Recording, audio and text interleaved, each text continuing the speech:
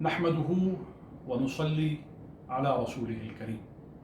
وعلى آله الطيبين وأصحابه الطاهرين وعلينا معهم أجمعين يا أرحم الراحمين. بسم الله الرحمن الرحيم. إن الدين عند الله الإسلام صدق الله وصدق رسوله. برادران اسلام، آج امت مسلمہ کو اشد ضرورت ہے اتحاد کی، اور غیر معمولی طور پر ہر ملت اسلامیہ سے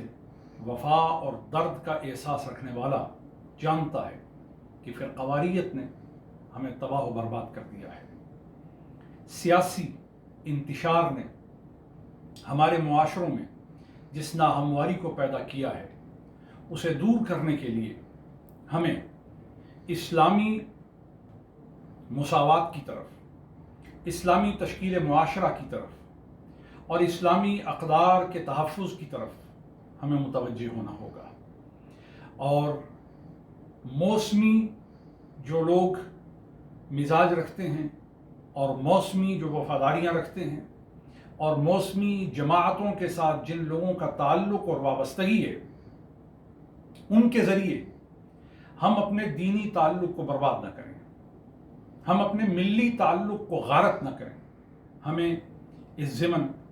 بڑی ذمہ داری کا ثبوت دینا ہے، اور اس کے لیے میں سمجھتا ہوں علماء ربانی کا وجود، انما یخشی اللہ من عبادہ العلماء، وہ علماء جو اللہ سے ڈرتے ہیں، وہ علماء جو حق کہتے ہیں، وہ علماء جو قرآن و سنت کا پیغام دیتے ہیں، وہ علماء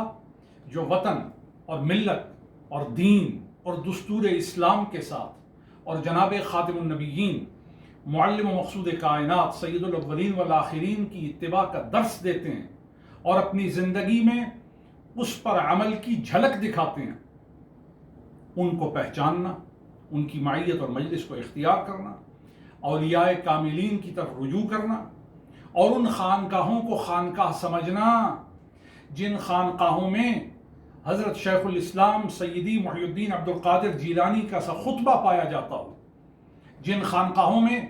حضرت علی بن عثمان الجلابی الحجویری غزنوی رضی اللہ تعالی عنہ جیسا مزاج اور ماحول اور رنگ اور مظاہرہ پایا جاتا ہو، حضرت معین الدین چشتی اجمیری شیخ الاسلام غریب النواز جیسا معمول جن خانقاہوں میں پایا جاتا ہو، حضرت بندہ نواز کے سودراز جیسے لوگ جو تصنیف میں، خطبہ میں، واعظ میں، اصلاح میں، تربیت میں لوگوں کے واسطے ایک قبلہ اصلاح اور قبلہ تربیت کی حیثیت رکھتے ہوں، ہمیں ان خانقاہوں کی طرف متوجہ ہونا ہوگا۔ 21ویں صدی کا تقاضا ہے، سائنسی ایجادات اور مکاشفات کا تقاضا ہے کہ ہم اپنی نوجوان نسل کو بچائیں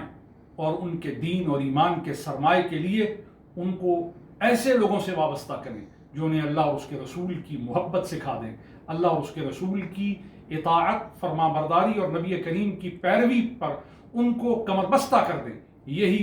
اس صدی کا سب سے بڑا تقاضا ہے۔ اللہ تعالی ہمیں ایک اور نیک ہو کر اس تقاضے کی تکمیل کے لیے اور اس مقصد کے حصول کے لیے ہم سب کی توفیق میں اضافہ فرمائے۔ السلام علیکم ورحمۃ اللہ وبرکاتہ۔